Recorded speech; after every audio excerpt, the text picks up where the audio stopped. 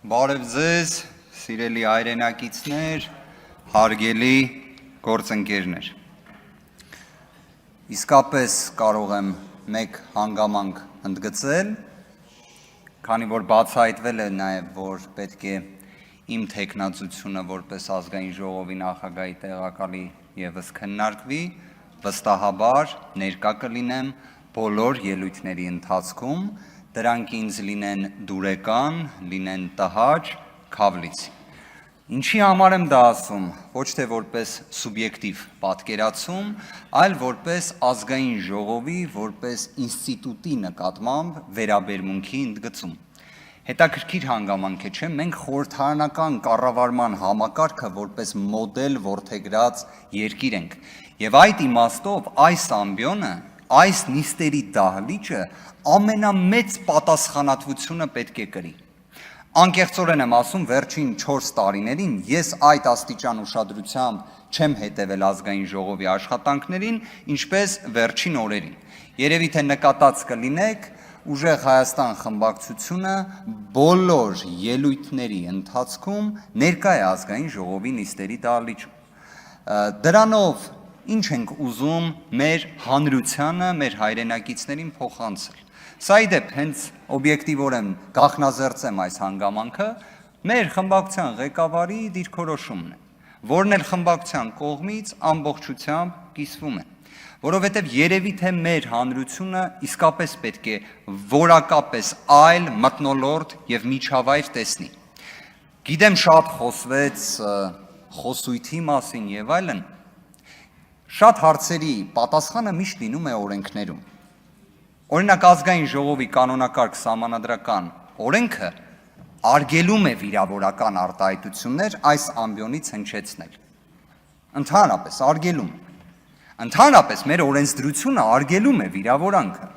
Այլ հարց դրա համար քրեական պատասխանատվություն չկա, բայց այն որպես երևույթ արգելված է։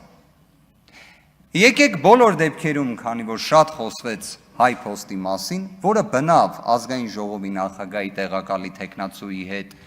դասական իմաստով այս ընտրության առնչություն չունի, բայց հանրային դիսկուրսում գտնվող հարց է։ Եկեք հարցը այսպես ձևակերպենք. Արդյոք պետությունը լավ կառավարիչ է, թե ոչ։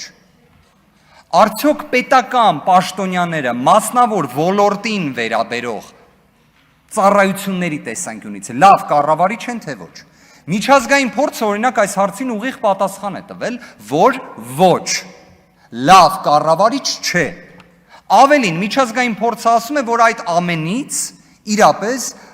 կոմունիզմի կամ կարմիր գույնի մշակույթի հոտն է գալիս։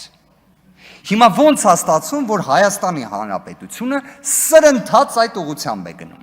Կամ կառավարիչներ են նշանակվում պետության կողմից, կամ պետությունը փայատեր է դառնում հիմնարկներում։ Այս մոդելը որտեղից է վերցվել, օրինակ ասում են, չէ, միջազգային լավագույն փորձն, international best practice, հա։ Այդ որտեղից է գալիս, օրինակ մի հատ կասեք ինձ եվրոպական ժամանակակից մի երկիր, օրինակ Շվեդիան, որը ամեն կերպ ուզում է մասնավոր ընկերություններում փայաբաժին ունենա։ Ոնց որ չի լինում, չէ, բա ինչի է Հայաստանի Հանրապետությունը սրընթաց այդ ուղով գնում։ Կարծես թե պատգամավորներից մեկը մի դիրքորոշում ներկայացրեց, ասեց, բա Հայ փոստը ի վերջո պետության սեփականությունն է, հետևաբար ծառայությունները պետք է լինեն շատ լավը, հետևաբար վարձատրությունն էլ պետք է լինի շատ բարձր։ Այս ֆորմուլան շատ հետաքրքիր է, իրականությանն էլ մոտ ի դեպ։ Իսկ ասեք ինձ կառավարիչներին ներկայացվող պահանջները որոնք են, չափորոշիչները որոնք են։ Օրինակ ազգային ժողովի падգամավոր կարող է լինել X, Y պահանջներին համապատասխանող անձը։ Իսկ ասեք այդ պետության լավ որակյալ ծառայություն եւ բարձր վարձատրություն ենթադրող անձանց նշանակման չափանիշը որն է։ Եթե անկեղծ լինենք հարգելի գործընկերներ մեր հայրենակիցների հետ, դուք այլևս վերջին տարիներին բացահայտել եք դրա չափանիշը։ Դա մեկն է, քաղաքացիական պայմանագրի անդամ լինելը կամ փոխկապակցված լինելը։ Ես հասկանում եմ ձեր գործընկերն է, բայց խնդրում եմ ասեք, Ռոմանոս Պետրոսյանի ի վերջո մասնագիտական կարիերայի տեսանկյունից, որն էր այն չափորոշիչը, ըստ որի դուք գնահատեցիք, որ հենց ինքը կարող է լինել լավագույն կառավարիչը հեծի։ Դեռ ի վերջո, ես վստահ եմ կլինի անկախ աուդիտ, մեկը իդեպ առաջարկեց, որ խորհրդարանական վերահսկողական գործիքները իրացվեն պարզելու համար արդյունավետությունը, բա որ պարզվի արդյունավետությունը լավը չէ, այդ ժամանակ ինչ ենք ասելու, իդեպ դուք ինչ եք ասելու, բայց ինչ-որ իմաստով մենք ինչ ենք ասելու, որովհետև այդ ամենից տուժողը մեր հասարակությունն է։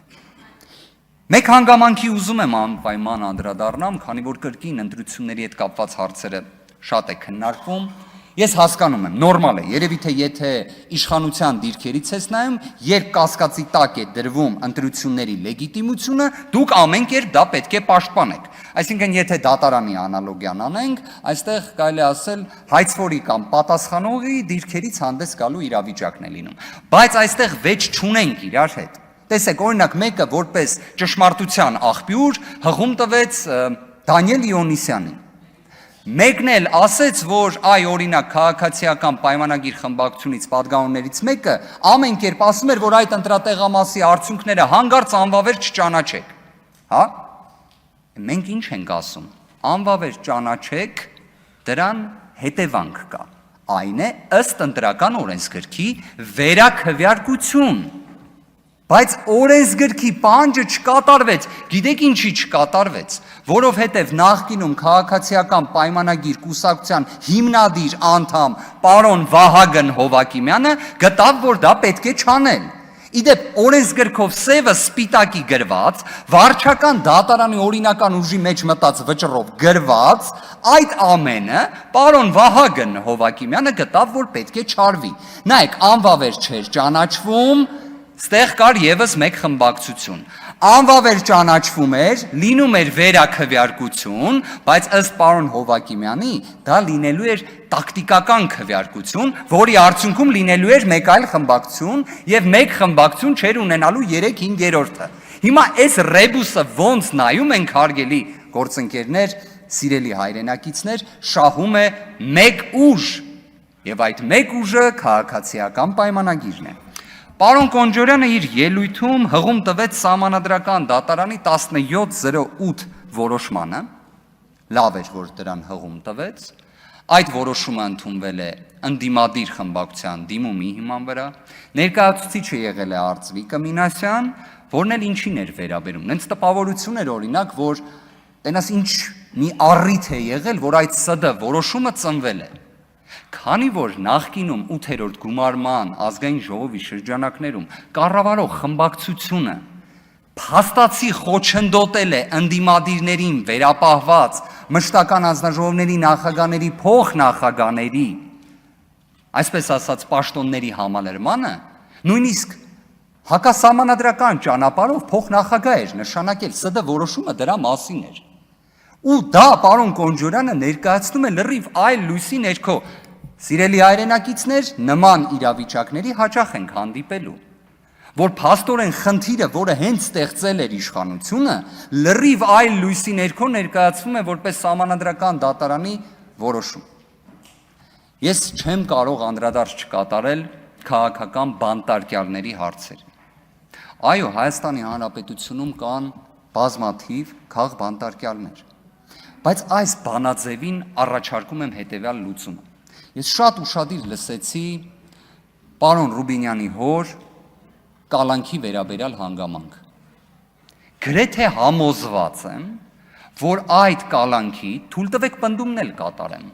ապօրինի կալանքի որոշումը կայացրել է մնացական Մարտիրոսյանը։ Պարոն Վարդիվանյան, հարցրեցի, ասաց անունը չեմ հիշում, բայց կին էր։ Մնացական Մարտիրոսյանը ոնց որ թե կին չի։ Իդեպ, պարոն Ռուբինյան, ես եկեք ամեն դեպքում իմ վարկածը շարունակեմ, քանի որ այստեղ նստած է պարոն Միքայելյանը, ում վերաբերյալ հաստատ մնացական Մարտիրոսյանը որոշում է կայացրել, վճիռել է կայացրել, որն էլ ի վերջո համարվել է իրավունքի խախտում, դա էլ արձանագրենք։ Մնացական Մարտիրոսյանը, սիրելի հայրենակիցներ, 2018 թվականից հետո ամենից բարձր պաշտոններն է զբաղեցնում դատական համակարգում, ամենից շատ կալանքի որոշումներն է կայացնում Հայաստանում, եւ դուք դրա հետ համերաշխ եք։ Պարոն Ռուբինյան, այստեղ ոչ թե ուզում եմ որևէ կերպ անձնավորեմ, բայց բանաձևը 30 վայրկյանում ընդգծեմ։ Երբ անձը ունենում է հանրային հեղինակություն, իսկ ձեր հայրը զբաղեցրել է ազգային ժողովի նախագահի տեղակալի պաշտոնը, նախկինում երբևէ արատավորված չի եղել։ Դատարանները այդ դեպքերում պետք է կալանք չկիրառեն։ Իսկ դուք գիտեք վերջին տարիներին այս չափանիշներին բավարարող քանի անձանց են կալանավորել։ Հարյուրավոր, հիմա էլ կան կալանավորված։ Այստեղ է ամբողջ խնդիրը։ Դեռ հին Հռոմում ինչ էին ասում։ Դրանով էլ ավարտեմ խոսքս։ Ասում էին թող արդարությունը իրականացվի, թեկուզ երկինքը փուլ գա։ Հայաստանում իրավունքը պետք է գերակայի, վստահ ենք կգերակայի։ Շնորհակալություն։